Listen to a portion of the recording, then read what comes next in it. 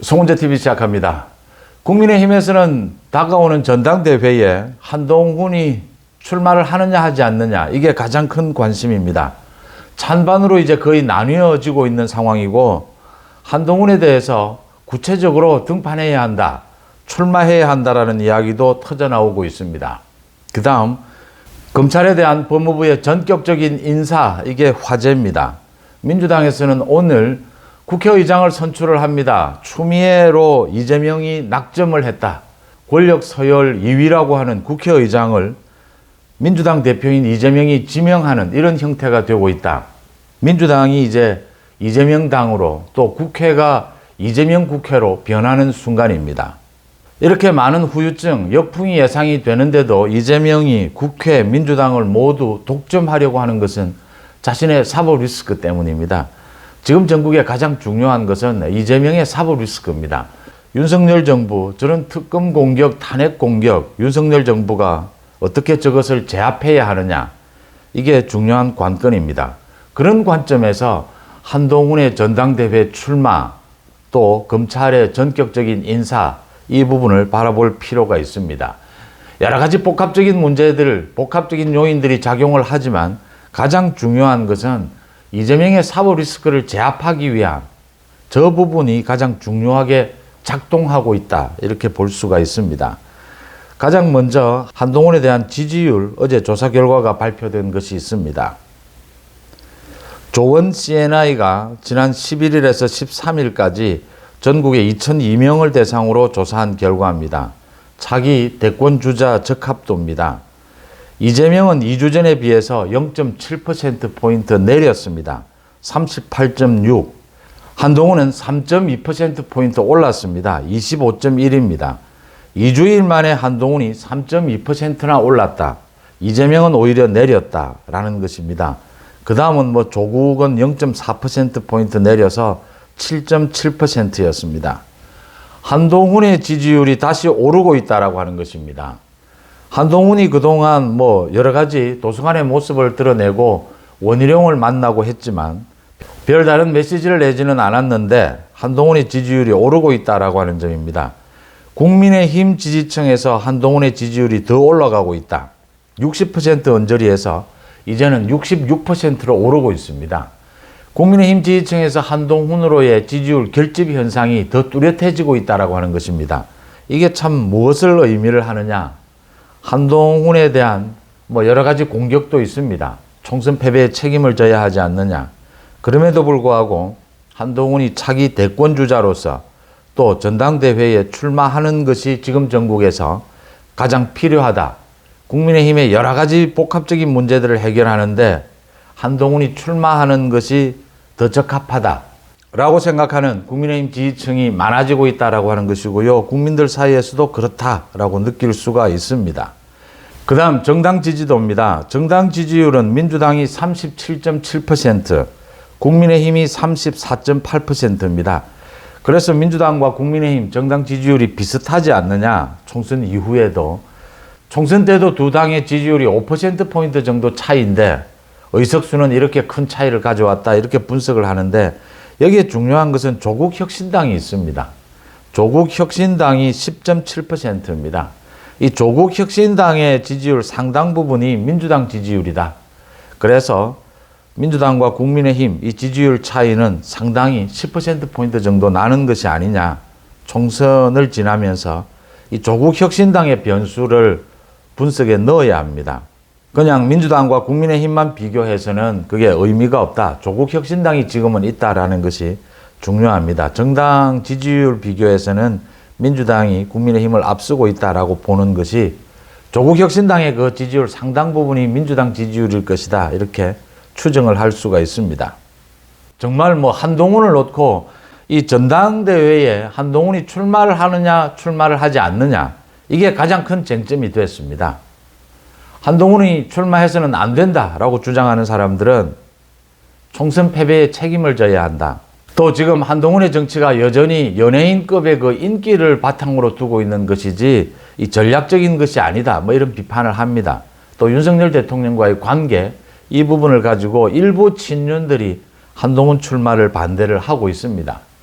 한동훈이 출마해야 한다. 이제 뭐 중진들 사이에서도 그런 이야기들이 나오고 있고, 이 소장파에서는 구체적으로 한동훈 출마론이 거론이 되기 시작했습니다. 윤석열 대통령을 공격하는, 지난 총선 패배를 놓고 윤석열 대통령을 공격하는 목소리도 커지고 있습니다. 또 조정훈이 하고 있는 소위 총선 백서, 이 총선 백서에서는 한동훈의 책임론을 집중 거론하고 있다. 이래서 지금 논란이 일고 있습니다. 총선 패배, 윤 대통령의 책임이냐 한동훈 책임이냐 아무런 의미 없습니다. 그 케미가 문제였기 때문에 한동훈이 윤 대통령에게, 윤 대통령이 한동훈에게 저렇게까지 밖에 할 수 없었느냐. 필요하다면 약속 대련이라도, 또 어떨 때는 정말 뭐 갈등을 빚더라도 총선에서 케미의 문제였지, 이게 지금 어느 쪽으로 책임을 지우는 이런 식의 주장은 앞으로의 전국을 어떻게 이끌어 나가겠다, 자기 정치적 계산이 걸려 있다, 그게 더 무겁다, 이렇게 볼 수가 있는 것입니다.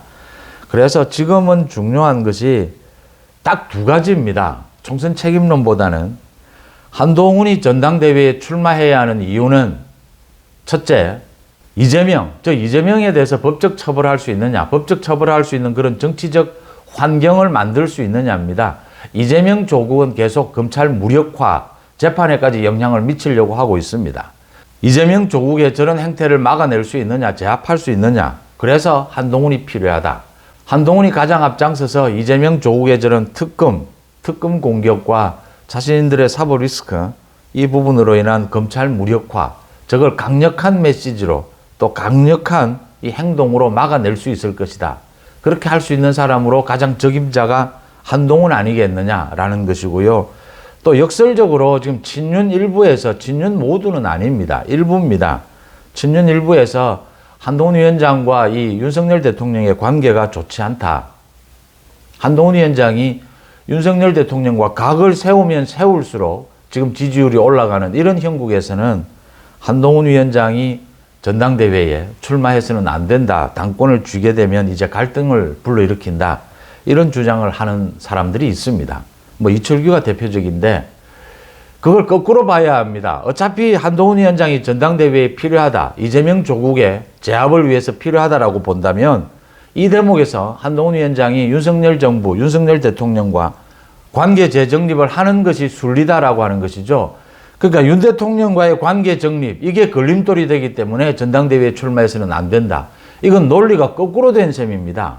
한동훈이 유력한, 여전히 차기 대권 주자고 전당대회에 이 당대표로서 한동훈이 필요하다면 윤석열 대통령과 윤석열 정부와의 관계 재설정은 그건 꼭 이뤄내야 될, 이 시점에서 풀고 가야 될 숙제다라고 하는 것입니다. 이렇게 보는 것이 순리 아니겠느냐. 홍준표가 계속해서 여러 가지 한동훈에 대해서 비방을 합니다. 홍준표는 또 윤석열 대통령에 대해서도 김건희 여사 부분, 자기 부인, 자기 아내를 지키지 못하면 상남자가 아니다. 상남자는 자기 부인 정도는 지켜야 하지 않겠느냐. 이런 이야기를 했습니다. 홍준표는 또 한동훈에 대해서 문재인 사냥개라고 했습니다. 윤석열 대통령은 뭐 어쩔 수 없지만, 이 지금 홍준표가 윤석열, 한동훈 사이를 이간질을 노리고 있고, 윤 대통령, 한동훈은 비방을 하지만 윤 대통령은 보호를 하는 것처럼 보입니다. 그런데 사실은 아닙니다. 윤 대통령과 한동훈 모두를 지금 조롱하고 있는 겁니다. 문재인 사냥개, 윤 대통령, 한동훈 모두 포함이 되는 이야기입니다. 윤석열 대통령이 이번 검찰 전격 인사, 김건희 여사 때문이 아닙니다. 김건희 여사 문제가 걸려 있지만 김건희 여사 문제가 아니고, 더 중요한 것은 이원석이 그동안 이재명, 문재인, 조국에 대해서 수사를 제대로 하지 못했다. 각종 재판에서 제대로 강력하게 대응하지 못했다라는 책임을 물어서 경고를 한 것입니다. 그래서 이원석만 제외하고 모두 지금 이 수사팀들을 모두 바꾼 것입니다. 여기에는 앞으로 이재명, 조국, 문재인에 대해서 철저하게 수사하고, 지금 앞으로 계속 걸려있는 재판에서 강력하게 대응을 해서 재판에서 이 법적인 처벌을 할 수 있도록 하라. 그 다음 김건희 여사 문제, 그게 지금 법적으로 처벌할 대상인지 아닌지도 논란이 되는 이 부분을 떨고 가자.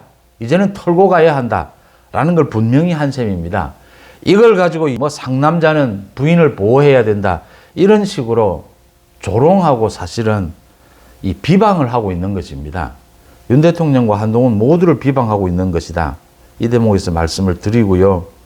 여권 내에서 국민의힘 내에서도 친윤들도 앞으로 대부분 이제 친윤 비윤이 없다라고 하는 것은 친윤 비윤 모두 다 원팀으로 똘똘 뭉치지 않으면 안 됩니다. 윤석열 정부를 지키기 위해서는 이재명 조국 사법 처벌하기 위해서는 그러려면 친윤 비윤 이제 개파적인 이런 생각에서 벗어나서 생각을 이번 전당대회에서 당 지도부는 어떤 성격이어야 하느냐.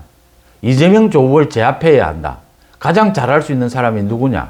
그 사람이 한동훈이다 라고 한다면 개파를 떠나야 하고 한동훈이 윤석열 대통령과의 지금 풀어야 될 숙제가 있다면 그걸 푸는 것이 순서고 순리다라고 하는 점입니다. 한동훈이 전당대회에 출마해야 된다.